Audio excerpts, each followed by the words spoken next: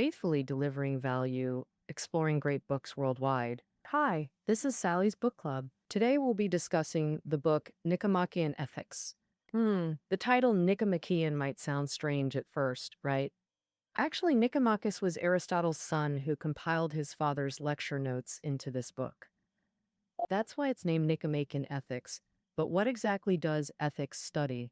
It's the science examining human morality, exploring the nature of virtue, and questions about life's meaning and happiness. That might still sound a bit abstract. But actually, ethics isn't foreign to us.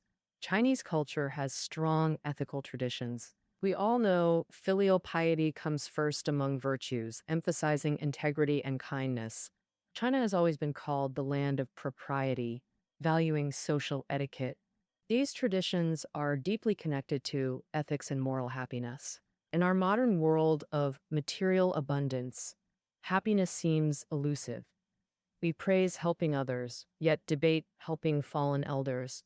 What's happening? What is true happiness? What exactly is morality? Western thinkers have long grappled with these questions too. The Nicomachean Ethics we're discussing today is the cornerstone of Western ethical thought. Its exploration of morality and happiness offers unique perspectives. It teaches that lasting happiness comes from virtue of the soul. Morality means finding golden mean, being a person of practical wisdom. While China had Confucius and Zhuangzi, the West had Socrates, Plato, and irreplaceable Aristotle. He was an encyclopedic thinker covering ethics, physics, psychology, synthesizing Greek thought. Marx called him the most learned of ancient Greece. Engels dubbed him the ancient Hegel. Now that we've covered the background, let's dive into the book's core content. The book primarily explores 4 key themes. First, what is good and how does it relate to happiness? Second, what is virtue or moral excellence? Third, what is practical wisdom? Fourth, how does practical wisdom relate to virtue? Let's start with the first question. What is good? How does it connect to happiness? Aristotle believed happiness is the highest good, the excellence of the soul. In this work, Aristotle begins with a fundamental premise. All human activities aim at some good. So what exactly is good? Goodness brings benefits and improves our lives. But there are 2 types of good: instrumental good and intrinsic good. Medical skill is valued for bringing health. The skill is instrumental. Health is the true goal. So medical practice represents instrumental good, while health is intrinsic good. But means and ends are relative concepts. Medicine serves health, which in turn serves the ultimate goal of happiness. Thus, goods exist in hierarchy, the supreme good being happiness itself. What constitutes happiness? To understand this ultimate good, we must first examine components of goodness. Aristotle categorizes goodness into 3 types: bodily, external, and soul-based. Bodily good means physical health and strength. Soul-based good refers to moral virtues, temperance, courage, justice, wisdom. External good relates to material possessions, wealth, social status, connections, luck. Which of these directly links to true happiness? Bodily goods can't be supreme. Animals possess physical strength too. Monkeys surpass humans in agility, yet we wouldn't call them truly happy. While physical well-being matters, true happiness requires more. External goods lie beyond our full control. We can't guarantee wealth or choose our birth circumstances. Social connections often depend on status, which itself stems from birth. As for luck, that's even more unpredictable. Having these things can enhance happiness, of course, but relying on them makes happiness unstable. True happiness shouldn't depend on external goods, else we'd constantly lament our fate. Moreover, genuine happiness must transcend external conditions and remain unaffected by them. Who can achieve this state? Those who persistently live according to the soul's virtue. Soul-based goodness is uniquely human. Virtues like temperance and courage stem from reason, humanity's unique trait. Thus, the highest good is soul virtue, embodying our uniqueness. Therefore, happiness requires persistent practice of soul virtue until it becomes habit. Aristotle concludes, happiness is virtue made habitual through practice. Once habitual, happiness withstands life's fluctuations. Let's summarize key points. The previous discussion contains complex logical relationships. First premise, all human activities aim at some good. Next differentiation, hierarchical goods with happiness as ultimate end. Final equation, supreme good equals happiness.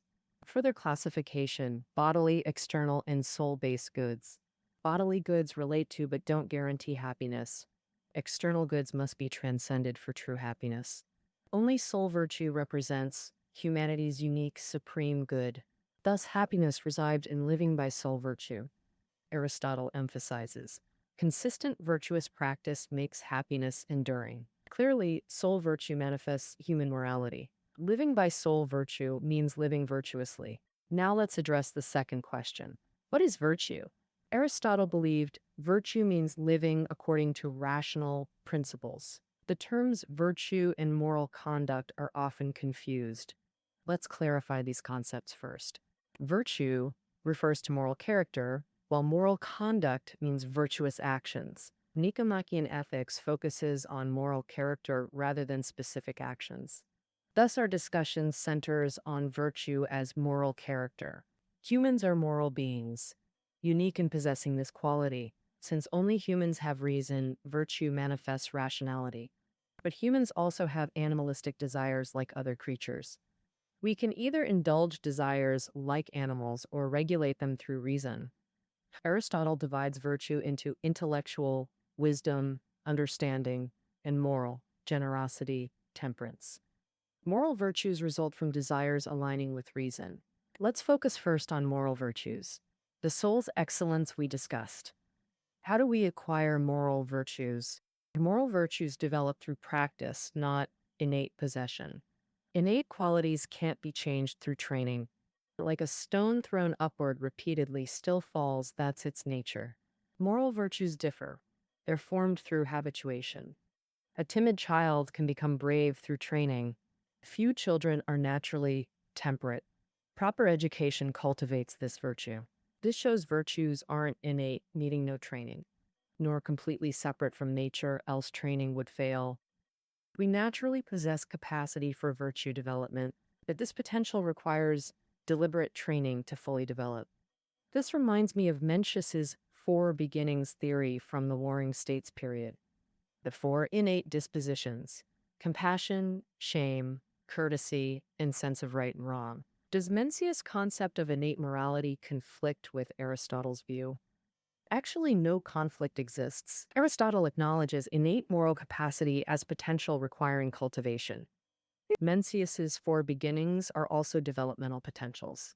In Chinese philosophy, this ing, nature, refers to inherent tendencies. The challenge lies in transforming nature into consistent practice. How do we actualize moral potential in society's complex environment? Though born with compassion, some become callous through life experiences. That's the crucial role of conscious cultivation. Virtue combines innate disposition and cultivated behavior. Mencius's four beginnings remain latent without proper nurturing. Aristotle focuses on actualizing moral potential through practice. Both philosophers agree on humanity's moral potential. No contradiction. Moral development requires balanced training, avoiding extremes. To recall soul virtues like temperance, courage, and generosity. Happiness manifests through practicing these virtues. The crucial question is, how? Virtues like courage and generosity require wisdom and application. The key lies in a simple concept: moderation. Let's examine through three core virtues. Temperance without balance becomes miserliness. Generosity without restraint turns into extravagance. Someone constantly treating friends becomes financially irresponsible, not virtuous. Similarly, unmeasured courage becomes recklessness. Soldiers need courage, but battlefield recklessness doesn't make heroes. True virtue isn't just doing good, but doing it appropriately, requiring wisdom. Let's summarize key points about moral virtue. Moral virtue manifests when desires align with rational choice. However, human desires often follow emotions rather than reason. Thus, moral virtue requires cultivation through guidance and education.